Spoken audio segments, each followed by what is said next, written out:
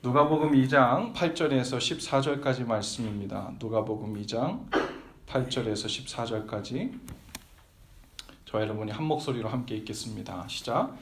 그 지역의 목자들이 밤에 밖에서 자기 양떼를 지키더니 주의 사자가 곁에 서고 주의 영광이 그들을 두루 비추매 크게 무서워하는지라. 천사가 이르되 무서워하지 말라. 보라, 내가 온 백성에게 미칠 큰 기쁨의 좋은 소식을 너희에게 전하노라.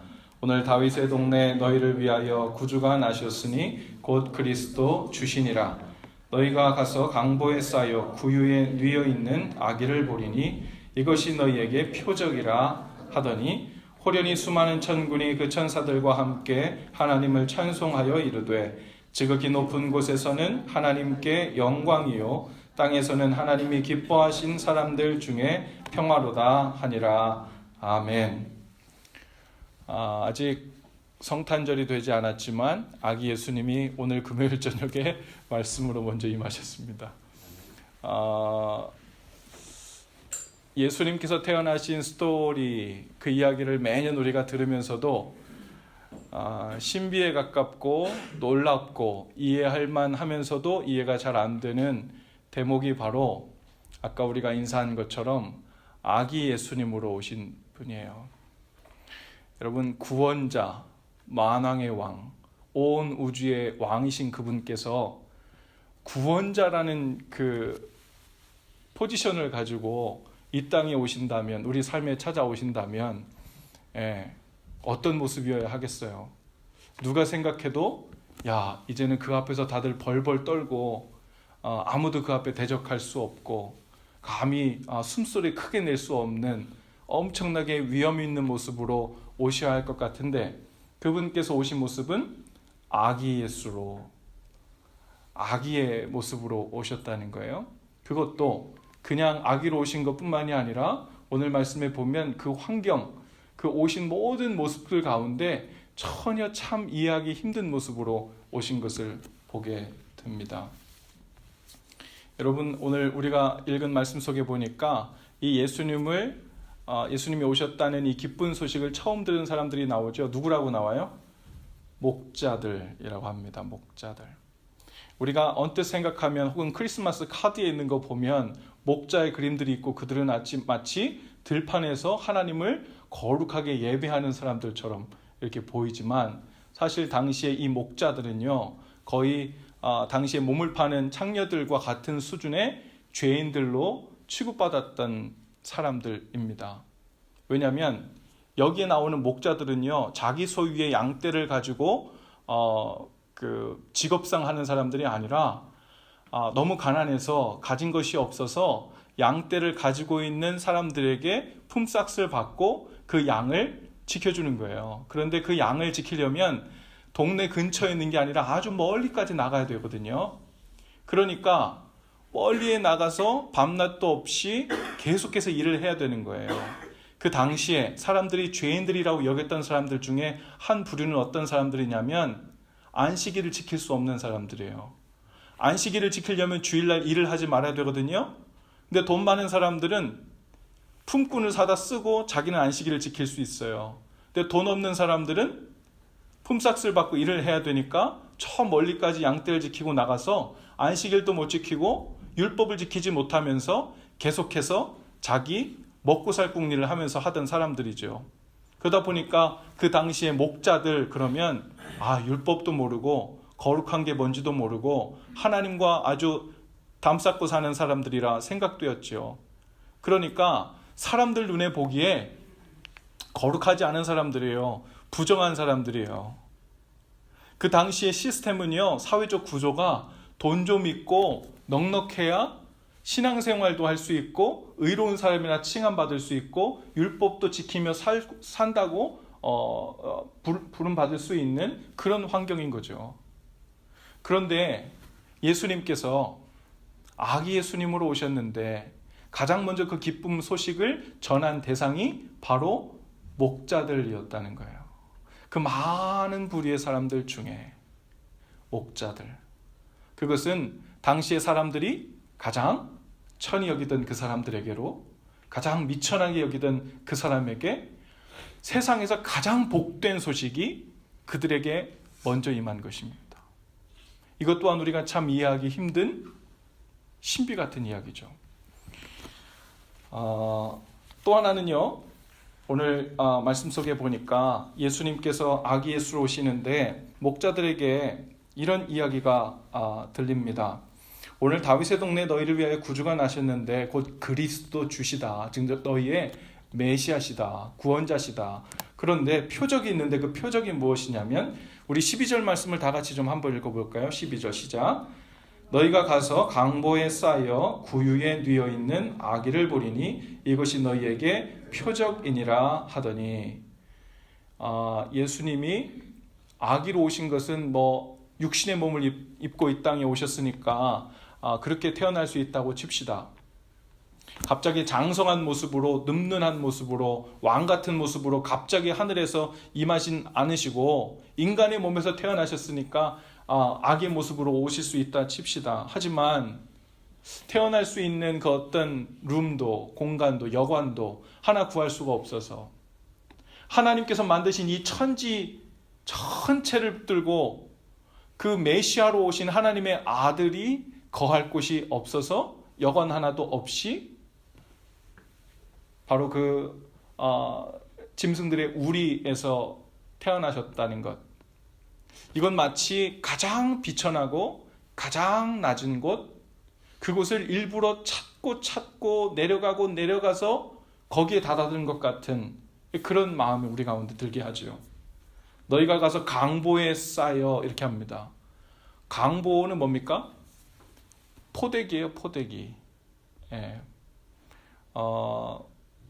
예수님께서도 하나님의 아들도 포대기에 싸셔서 마치 아무렇게나 오신 분처럼 그렇게 취급을 받으셨죠. 마치 모든 아기들이 포대기에 쌓인 것처럼 똑같이 만왕의 왕께서도 포대기에 쌓이셨어요. 그리고 구유에 뉘어 있었대요. 구유는 뭡니까? 짐승의 음식물을 넣어두는 그릇입니다.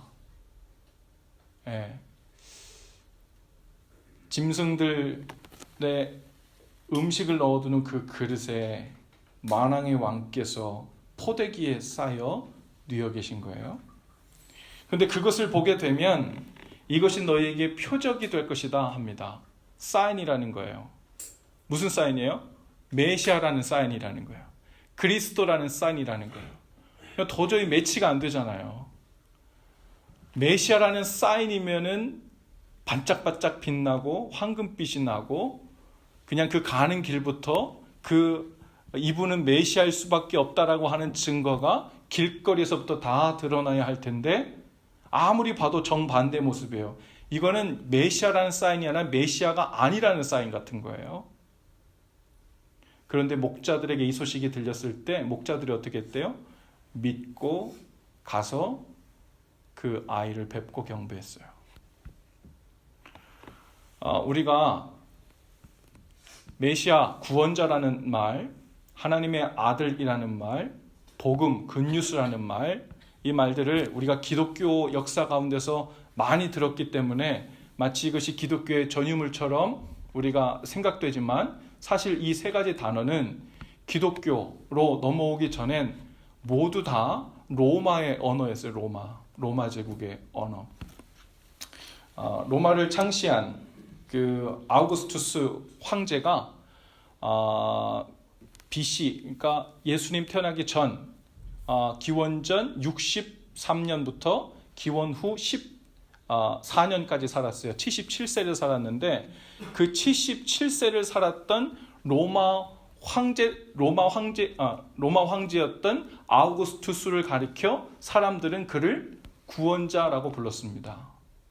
그리고 하나님의 아들이라고 불렀어요. 왜냐하면 이 아우구스투스가 당시에 지중해 연안 전체를 다 지배했고 모든 정복 전쟁을 통해서 이 땅에 있는 모든 전쟁을 다 종식시킨다고 생각했거든요. 그러니까 천하를 통일한, 더 이상 이 땅에 전쟁이란 없도록 한 나라로 만들어가는 구원자와 같은 존재라고 로마 사람들은 스스로 그렇게 생각했어요. 그래서요, 정복 전쟁을 마치고 승리하고 돌아올 때마다 특별하게 쓰는 그 단어가 있었어요. 그게 기쁨의 소식, 굿뉴스, 복음이었어요. 그래서 이 로마 사람들은 아우구스투스가 태어난 기원전 63년 이때를 바로 복음이 시작된 날로 보았습니다. 그러니까 하나님의 아들이라고 불렸고, 그래서 주님이라고 불렸고, 구원자라고 불렸고, 그랬던 황제인데 먼저 있었죠. 그런데 예수 그리스도가 태어나고 30년이 지난 후에 그분을 따르는 일련의 무리들이 예수님의 제자들이죠. 예수님의 제자들이 예수님을 뭐라고 부르기 시작했어요? 하나님의 아들이라고 부르기 시작했어요. 그분을 주님이라고 부르기 시작했어요. 그리고 그분이 전한 하나님 나라의 복음을 진짜 굿뉴스라고 얘기하기 시작했어요. 그러니까 이 로마에서는 완전히 정치적으로 반역자들인 거예요. 그래서 기독교인들을 완전히 핍박하고 씨를 말리려고 했던 거죠. 정치적으로 보면 그러합니다. 누가 봐도 진짜 구원자는, 진짜 메시아일 것 같은 그럴듯한 모습은 누구에게 있어요? 로마 황제에게 있죠. 천군 천사와 같은 휘황찬란한 엄청난 군 병력을 가지고, 많은 환호 소리를 가지고, 세상의 온갖 진귀한 것들은 다 가진 메시아를 기다렸던 유대인들도 사실은 그것보다 더 뛰어나고 더 반짝반짝하는, 더 휘황찬란한 모습으로 메시아가 오실 줄 알았어요. 기대했죠. 그런데 예수님은 어떻게 했어요? 정반대의 모습으로 아기 예수님으로 오셨고, 심지어 어떻게 했대요? 강보에 쌓여 구유에 뉘어 있었는데 그것이 그리스도라는, 메시아라는 사인이었다는 거예요.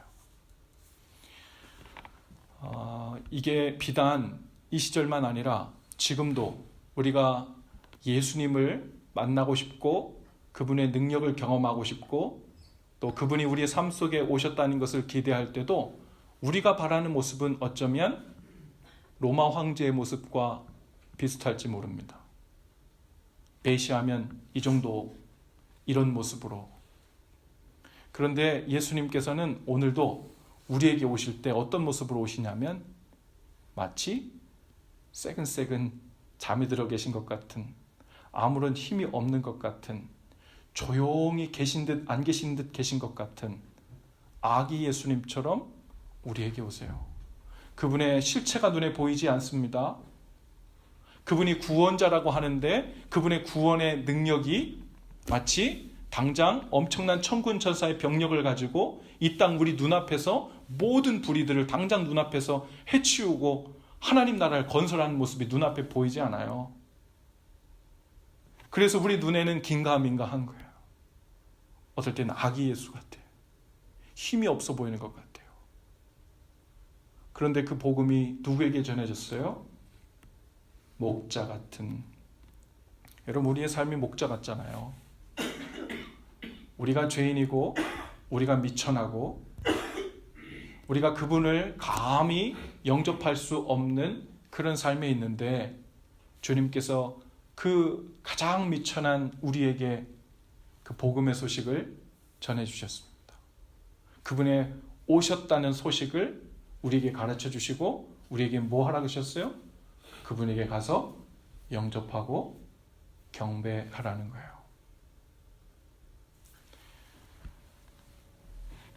예수님께서 오늘 우리에게 오시는 모습은 눈에 보이지 않는 약속의 말씀, 바로 그 모습으로 오십니다.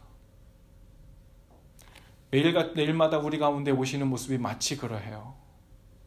이 아기 예수님을 메시아로 믿었던 그 당시의 모든 사람들은 이분을 예수님으로 믿고 약속 가운데 오셨던 메시아로 믿고 적어도 30년, 33년을 기다렸어요. 그리고 그 약속이 성취되어 가면서 마침내 십자가에서 죽으시고 부활하시고 승천하시고 성령이 오시는 그 모든 역사의 구원 과정에 함께 동참했습니다. 오늘 예수님께서 약속의 말씀으로 우리 가운데 오시면 당장 엄청난 역사가 눈에 보이지 않는 것 같습니다. 그러나 주님께서 우리에게 원하시는 모습은요, 마치 아기 예수님처럼, 저거 좀 뒤에 꺼주시겠어요? 아기 예수님처럼 온도를 낮추시면 될 거야. 아기 예수님처럼 이 땅에 오셨지만 우리가 그 예수님을, 그 말씀을 믿음으로 받아들일 때 마치 아기 예수님을, 그 말씀을 아기 예수님처럼 우리가 영접하고 경배해서 우리의 눈에 보기에는 작고 힘이 없으신 것 같았지만 사실은 선자를 통해서 기록된 이제 너희 가운데 한 아기가 날 것인데 그의 이름은 모사라, 기묘자라, 전능하신 하나님이라 일컬을 것임이니라. 그분의 그 능력이 우리 가운데 마치 아기가 점점점 자라나 성장하듯 아주 작은 겨자씨 하나가 점점점 자라나 하나님 나라를 이루듯 우리 가운데 떨어진 하나님의 그 말씀을 우리 가운데 영접하고 받아들여서 그분의 말씀으로 받아 목자들처럼 믿음으로 나아가 영접하고 경배할 때 우리의 삶 속에서 메시아 되심이, 그리고 구원자 되심이, 하나님 나라 되시는 그 열매와 능력을 이뤄나가시는 은혜가 있는 줄로 믿습니다. 오늘 아기 예수로 오신 그분, 오늘 그분이 오늘 말씀으로 우리 가운데 오셨습니다. 고요한 밤에 오셨고 거룩한 밤에 오셨고 잘 들리는 듯 안 들리는 듯 말씀 중에 마치 한겨울에 소복소복 소리 없이 쌓이는 눈처럼 그렇게 우리 가운데 오늘 저녁에도 말씀으로 찾아오세요. 오늘 그 아기 예수님을 믿음으로 받으시고 목자들처럼 영접하여 마치 갈릴리처럼 비천하고 선한 것이 나올 수 없을 것 같은 그 시골 마을 같은 우리의 삶, 미천하고 대단한 일이 일어날 것 같지 않은 우리의 삶이 마치 갈릴리와 같잖아요. 우리의 삶이 마치 목자의 삶 같지 않아요? 근데 주님께서 이들에게 가장 처음 기쁜 소식을 전하시고 우리 가운데 하늘에서 뜻하셨던 그 바를 우리를 통해 이루시는 그 역사를 주실 줄로 믿습니다. 믿음으로, 기도로 이 시간 함께 나가시는 저와 여러분들 되실 수 있기를 바랍니다. 함께 기도하십시다. 하나님,